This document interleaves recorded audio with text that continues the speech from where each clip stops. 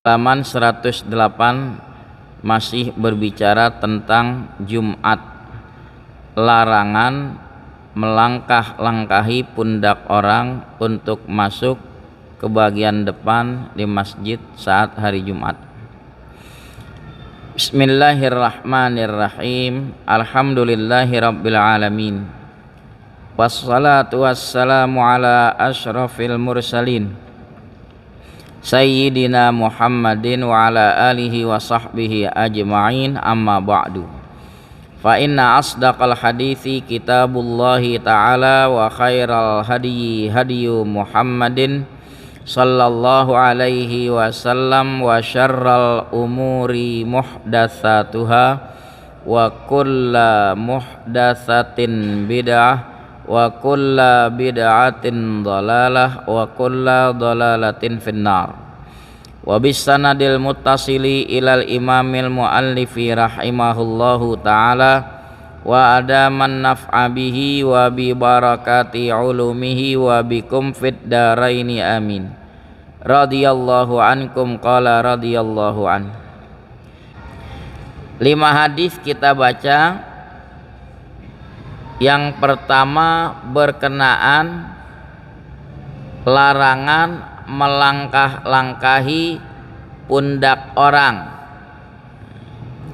ketika masuk ke masjid di hari Jumat. Itu kurang adab, kecuali imam untuk berkhutbah nggak ada jalan lain kecuali dengan melangkahi pundak orang. Itu pengecualian. Atau di depannya ada lowong, ini yang di belakangnya kagak mau maju. Ada nggak yang begitu? Pengurus udah bilangin, ayo isi yang di depan.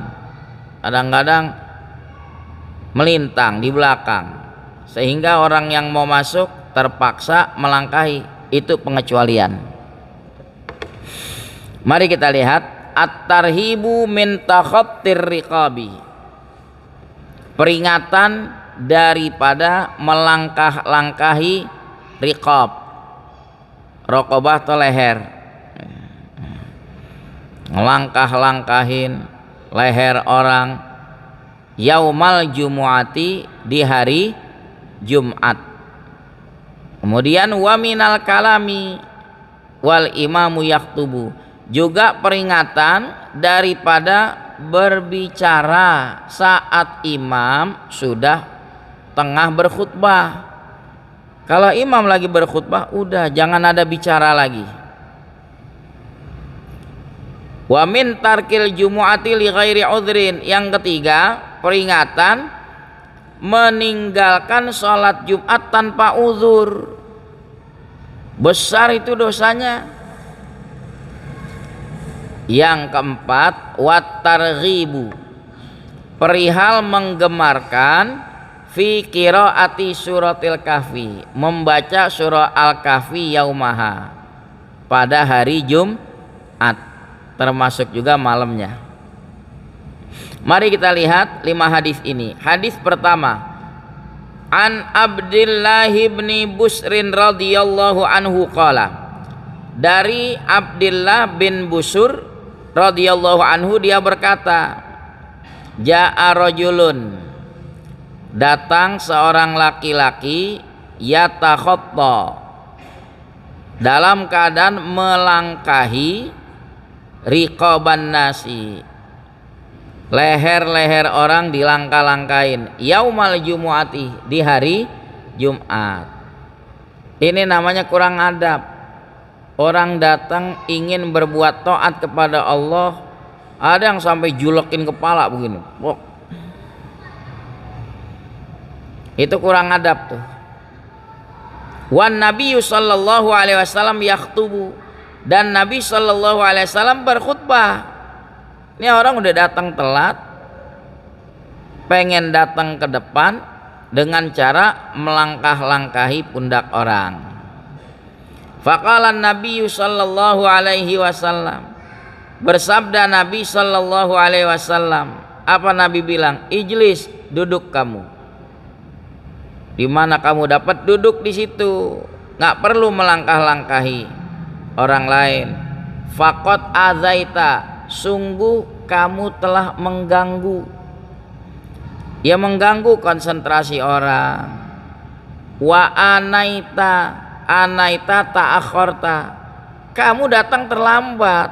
Udah datang terlambat, pengen nyelak ke depan. Rawahu Ahmad, hadis riwayat Ahmad dan Abu Daud dan Nasai dan Ibnu Khuzaimah dan Ibnu Hibban dalam sahih mereka. Jadi Ibnu Khuzaimah, Ibnu Hibban punya sahih, ya, punya hadis-hadis sahih, disebut sahih Ibnu Hibban, sahih Ibnu Khuzaimah. Walaisa indan Nasai wa anaita, dan tidak ada pada riwayat Nasai lafaz anaita. Wa inda Ibni Khuzaimah, sedangkan pada riwayat Ibni Khuzaimah azaita wa uzita, kamu telah mengganggu dan kamu juga jadi terganggu. Harusnya dengerin khutbah, karena pengen ngelangkah-langkahin, terganggu konsentrasinya. Selesai hadis pertama.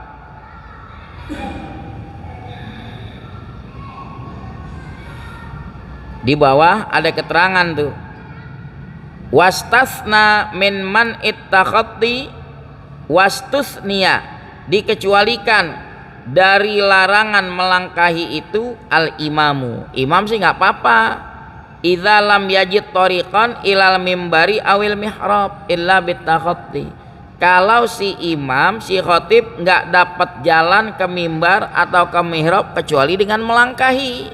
Apa boleh buat? Masjidnya sempit, orang udah penuh.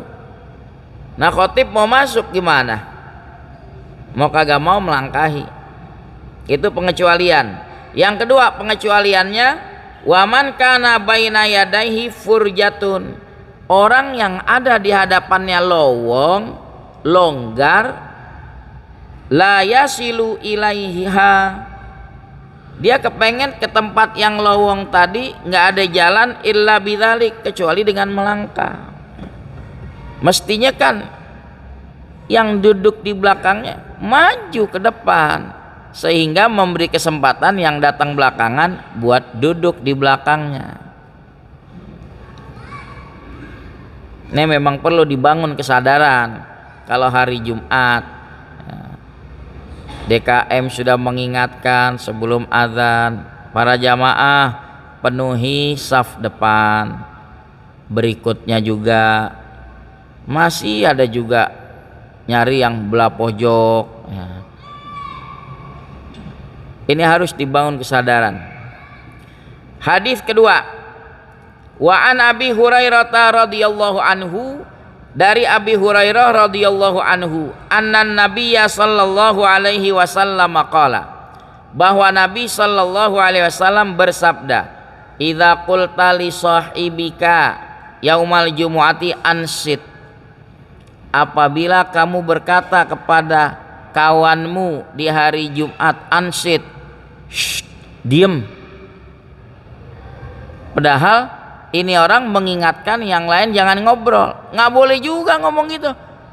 Diem. Nggak boleh juga. Wal imamu yaktub, imam tengah berkhutbah.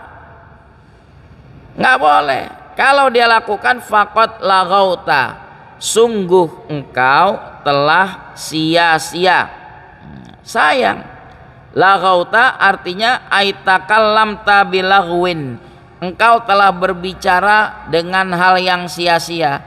Maksud hati mengingatkan orang jangan ngobrol, ternyata dia juga ngomong juga kan. Wafata alaika kamalul ajri, luputlah padamu kesempurnaan pahala. Jadi luput tuh kewajiban Jumat mah gugur karena dia sholat Jumat dengerin khutbah, cuma pahalanya, kesempurnaan pahalanya jadi gugur, luput. Nah sekarang apa hukum diam mendengarkan khutbah? Mari kita lihat beberapa mazhab. Wal insatu lil khutbati wajibun indal malikiyati. Diam untuk khutbah wajib menurut ulama mazhab Maliki, wajib diam. Nah, sekarang bagaimana pandangan ulama mazhab Syafi'i? Wa mazhabus syafi'iyati al-jadidu annal insata sunnatun. Sedangkan mazhab ulama-ulama Syafi'i, qaul jadid, pendapat Imam Syafi'i belakangan ketika di Mesir, annal insata sunnatun, diam di kala khatib khutbah sunnah. Wal kalamu makruh, berbicara makruh. Berbicara makruh. Kalau ulama mazhab Maliki bilang wajib diam, berbicara berarti dosa enggak? Dosa. Kalau ulama di mazhab Syafi'i bilang diam sunnah, kalau dia bicara makruh. Dosa sih enggak, cuma luput enggak ganjarannya? Luput.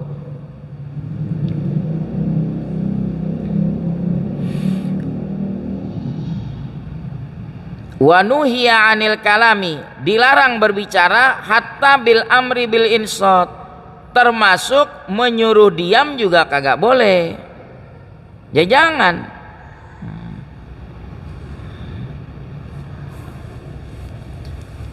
Rawahul Bukhari, hadis riwayat Bukhari dan Muslim dan Abu Daud dan Tirmidzi dan Nasai dan lainnya.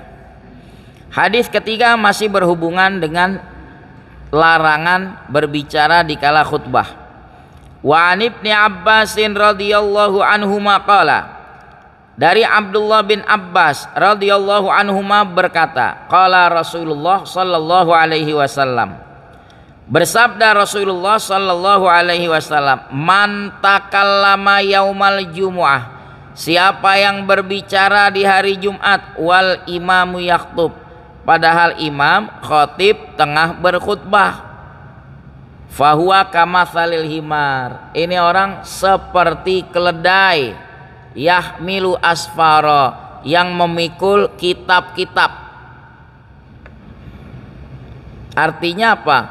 Keledai biar kata ngangkut kitab banyak, apa berarti dia paham yang diangkut? Kagak. Itu perumpamaan. Ini orang pandir, orang dungu. Apa yang disampaikan khatib dia enggak hiraukan.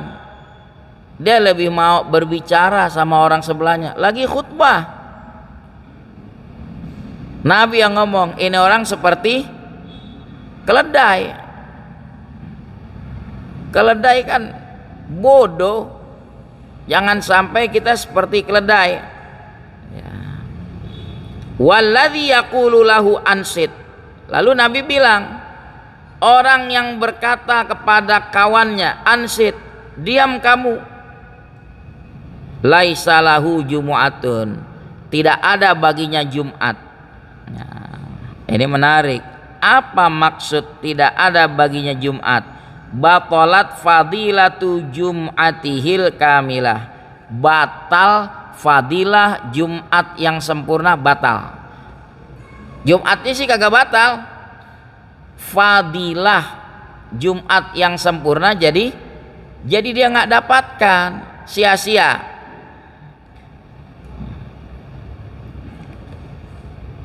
Tadi menyinggung tentang keledai, famatsaluhu kamatsalil himaril ladzi yahmilu asfara ay kutuban wa tashbihuhu bil himari li baladatihi, diserupakan dengan keledai li baladatihi, baladah karena belet. Nah, jadi bahasa kita belet.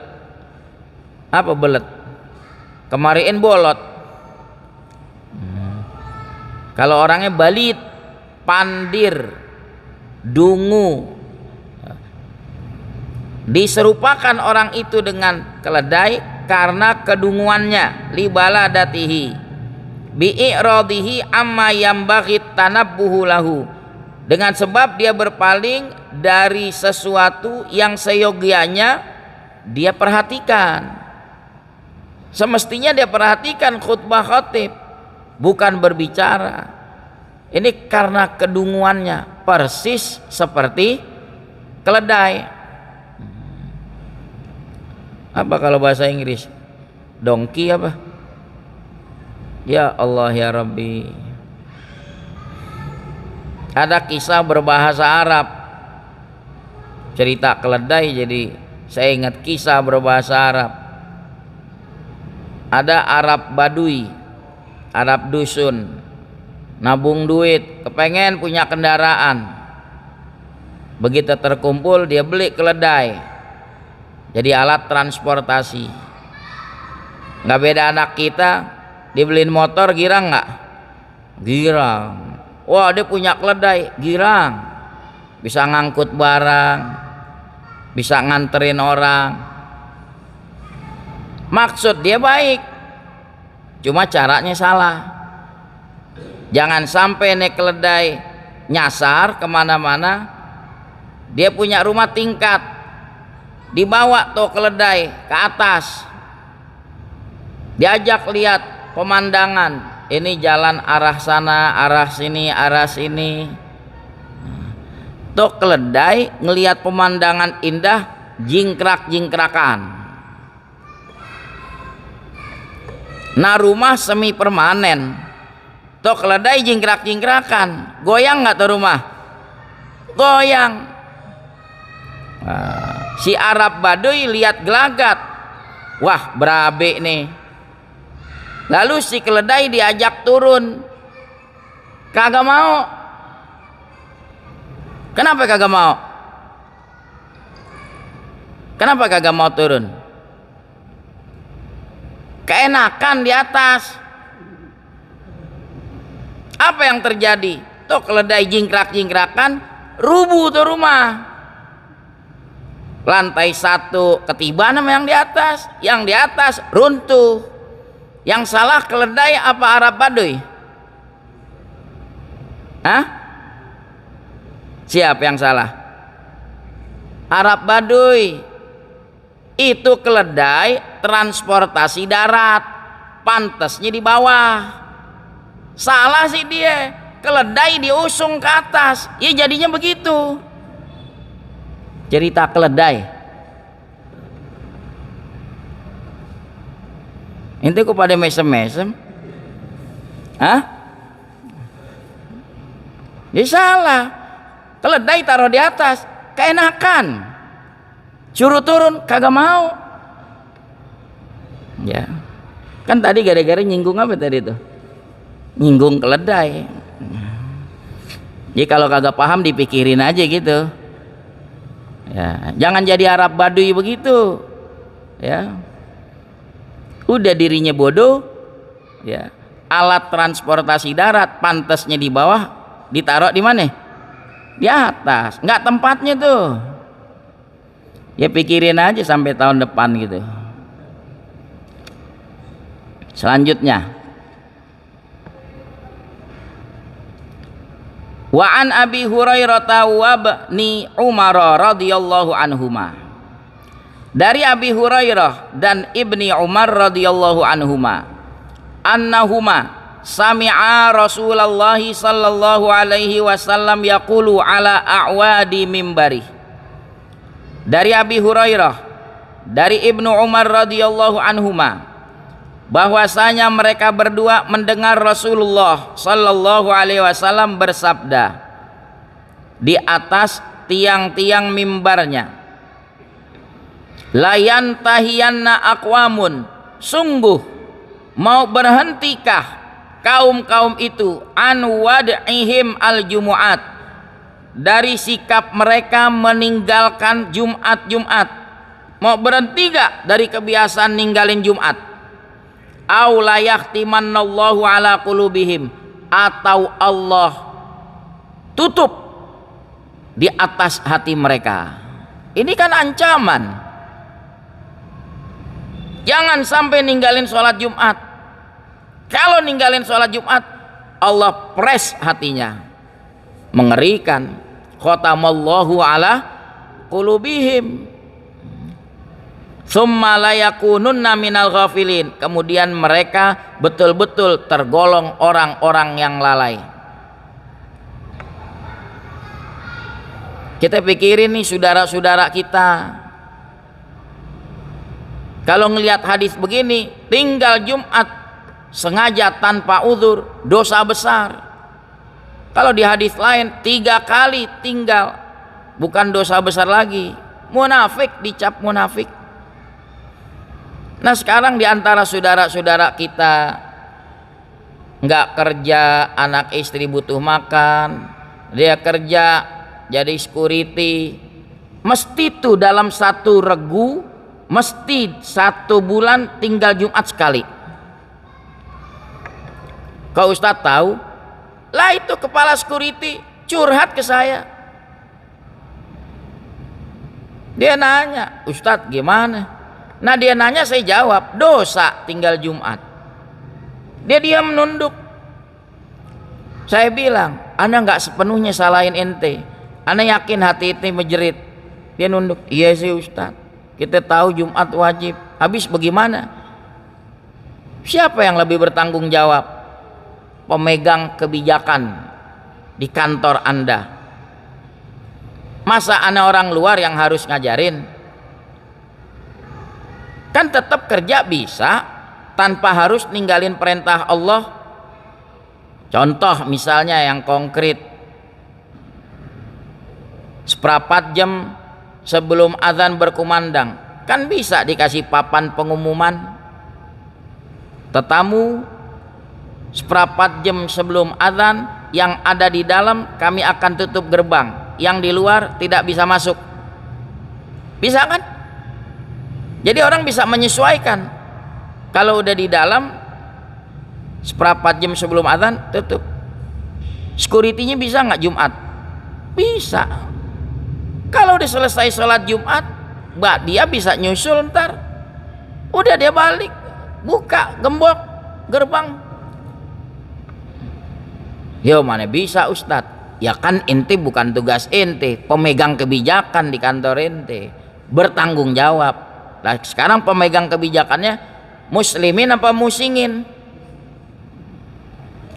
Ada enggak regulasi hukum yang melindungi saudara-saudara kita tuh yang kecil tuh buat melaksanakan ibadah? Ayo pikirin tuh. Contoh lain, saudara kita petugas penjaga perlintasan kereta api, bagaimana? Udah gajinya kecil, gua kagak Jumat dosa, gua tinggalin, kecelakaan ntar, kendaraan pada kelindes sama kereta, bisa lain dia. Ada nggak tuh regulasi hukumnya? Pikirin, kan bisa ditaruh yang non muslim di jam-jam segitu hari Jumat, taruh yang non muslim untuk menjaga pintu perlintasan kereta api. Jadi yang muslim tetap bisa sholat. Masalahnya pemegang kebijakannya siapa? Ada satu televisi swasta, saya nggak sebut deh, krunya curhat misalnya, Ustadz, kami bagian kameramen, bagian teknisi, kalau lagi on air berita maghrib, kami pasti tinggal maghrib. Gimana Ustadz? Dosa. Gimana ya? Bukan bagaimana. Masa ana orang luar mesti ngajarin ente?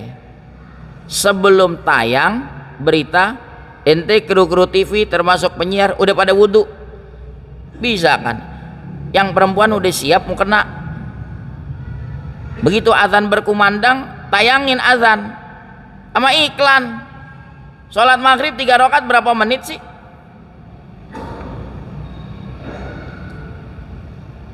Taruh deh 5 menit kan?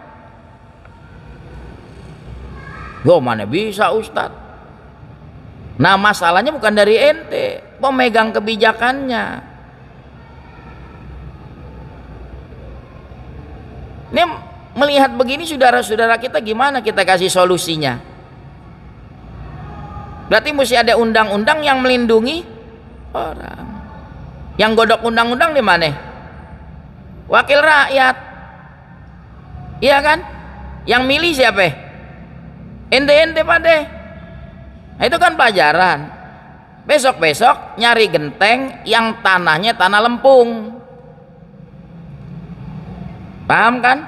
Sebelum dicetak jadi genteng, sebelum diusung, lihat, oh ini tanah lempung asli, suci. Jadi taruh di atas juga dijalanin tugas, melindungi yang di bawah jangan sampai kebocoran, melindungi dari sengatan panas matahari. Kan fungsi genteng begitu. Lah ini kurang teliti. Milih genteng bahan tanahnya dari tanah got bekas kerja bakti. Najis nggak? Emang dasarnya udah najis. Diusung tuh genteng, nangkring di atas, duduknya bener nggak kira-kira? Ya kagak bener. Ya.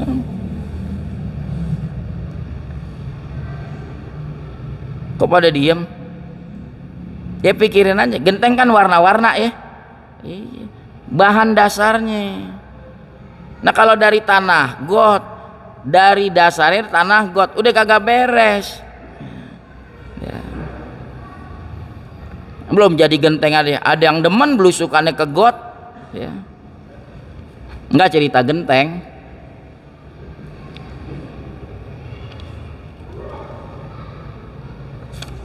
Mari kita lindungi saudara-saudara kita. Kasihan loh.